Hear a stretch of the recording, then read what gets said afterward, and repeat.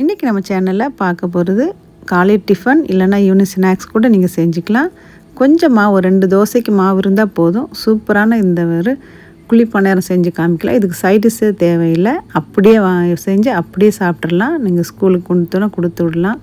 ரொம்ப டேஸ்டியாகவும் ரொம்ப டிஃப்ரெண்ட்டாகவும் இருக்கும். கட்டாயம் ட்ரை பண்ணி பாருங்கள். இப்போ வாங்க எப்படி செய்யலான்னு பார்த்துடலாம். ஒரு சின்ன வெங்காயம் குட்டி குட்டியாக கட் பண்ணி எடுத்து வச்சுருக்கேன். இப்போ இந்த வெங்காயம் போட்டுட்டு இப்போ நம்ம 2-3 தோசைக்கு தான் மாவு வச்சுருப்போம். இதை நம்ம வச்சு ஒரு 4-5 பேருக்கு நம்ம சாப்பாடு ரெடி பண்ணலாம். 1 டீஸ்பூன் அளவுக்கு சாம்பார் பவுடர் எடுத்திருக்கேன். நம்மளுடைய சாம்பார் பொடி கொஞ்சம் காரமாக இருக்குது. பார்த்துட்டு நீங்கள் வேணும்னா இன்னும் எக்ஸ்ட்ரா சேர்த்துக்கோங்க. நல்ல பொடியை நறுக்கிய கொத்தமல்லி தழை,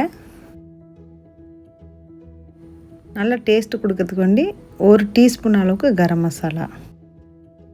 நான் வீட்டில் தோசை மாவு இட்லி மாவு அரைக்கிறதுனால மாவில் உப்பு போட்டு பிசைஞ்சு வச்சுருப்பேன். அதனால் கொஞ்சமாக உப்பு இதில் சேர்த்துக்கிறேன். இதுக்கு தேவையான அளவுக்கு மட்டும். சப்போஸ் உங்கள் மாவில் நீங்கள் உப்பு சேர்க்கலைன்னா அதுக்கேற்ற மாதிரி உப்பு பார்த்து சேர்த்துக்கோங்க. நான் தோசை மாவு வச்சுருக்கனால மாவு தண்ணியாக இருக்குது. அதனால் 2-3 ஸ்பூனு கோதுமை மாவு எடுத்திருக்கேன். உங்கள்கிட்ட தோசை மாவு ரொம்ப கம்மியாக இருந்தால் கொஞ்சம் கூட கோதுமை மாவு சேர்த்து கரைச்சிக்கலாம். இப்போ நான் கொஞ்சம் கேரட் சின்னதாக துருவி வச்சுருக்கேன்.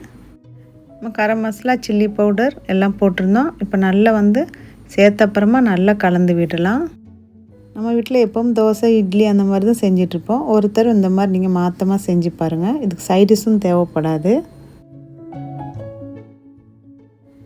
இப்போ ஒரு 2-3 தோசை அளவுக்கு நான் இதில் சேர்க்குறேன்.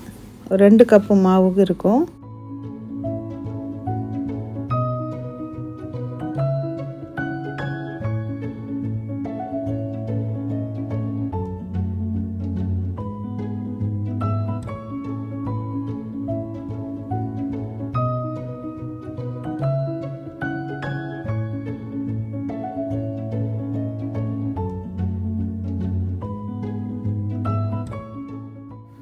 திக்னஸ் பாருங்கள், இந்த அளவுக்கு இருக்கணும். நல்லா இட்லி மாவு அளவுக்கு திக்காக இருக்கிறதான்னு பார்த்துக்கோங்க. தண்ணியாக இருக்கிற மாதிரி உங்களுக்கு ஒரு ஃபீல் இருந்துச்சுன்னா இன்னும் கொஞ்சம் கோதுமை மாவு சேர்த்துக்கோங்க. 2-3 ஸ்பூனு சேர்த்துட்டோம்னா கரெக்டாக வந்துடும். இப்போ ரெடி ஆயிடுச்சு. இப்போ டேஸ்ட் பண்ணி பார்க்கலாம் உப்பு கரெக்டாக இருக்குன்னு. இதை நம்ம உடனே கலக்கி உடனே செய்ய போகிறோம். இதுக்கெல்லாம் வெயிட் பண்ணணும்னு அவசியமே இல்லை. எனி டைம் நீங்கள் செஞ்சு பாருங்கள். டக்குன்னு பசங்க பசிக்கிற மாதிரி இருந்தால் கூட நீங்கள் இந்த மாதிரி செஞ்சு கொடுத்துடலாம். குழிப்பணியாரம் சட்டி நல்லா ஹீட் பண்ணிக்கலாம். மீடியம் ஹீட்டில் வச்சுக்கோங்க. வச்சுட்டு இந்த மாதிரி நான்ஸ்டிக்கில் வாங்கினா நம்மளை கொஞ்சம் ஈஸியாக இருக்கும் செய்கிறதுக்கு. ஒரே ஒரு 1/2 டீஸ்பூன் அளவுக்கு நெய் எடுத்து அப்படியே எல்லா இடத்துலையும் படுற மாதிரி லைட்டாக எல்லா குழியிலையும் கொஞ்சம் கொஞ்சம் ஊற்றி விடுவோம். அப்போ பொரிக்கும் போது நல்லா ஈஸியாக ஒட்டாமல் அழகாக வந்துடும்.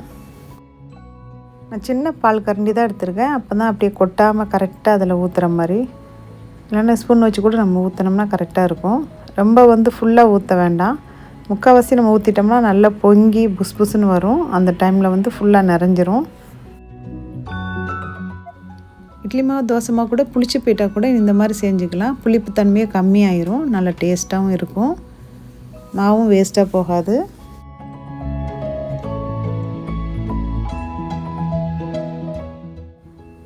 ஊற்றி முடித்த அப்புறமா இன்னும் ஒரு 1/2 டீஸ்பூன் 1 டீஸ்பூன் அளவுக்கு நெய் ஃபுல்லாக சுற்றி நம்ம ஊற்றிக்கலாம்.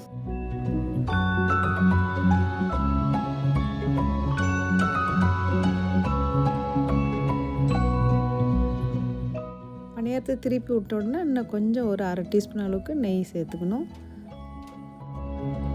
மார்னிங் டைமில் சீக்கிரமாக இது ரெடி பண்ணிடலாம். விடிய காலம் எழுந்திரிச்சி வேலை செய்கிறவங்களுக்கு இந்த குழி பணியாரம் ரொம்ப யூஸ்ஃபுல்லாக இருக்கும். ரொம்ப சீக்கிரமாக டக்குன்னு வேலையை முடிஞ்சிடும். எவ்வளோ நேரம் கழித்து சாப்பிட்டாலும் டேஸ்ட் அப்படியே இருக்கும். நல்ல ருசியாக இருக்கும். கட்டாயம் ட்ரை பண்ணி பாருங்கள். இந்த வீடியோ உங்களுக்கு பிடிச்சிருந்தா ப்ளீஸ் லைக், சப்ஸ்கிரைப். மீண்டும் ஒரு நல்ல வீடியோவில் சந்திப்போம். தேங்க்ஸ் ஃபார் வாட்சிங் ஃப்ரெண்ட்ஸ்.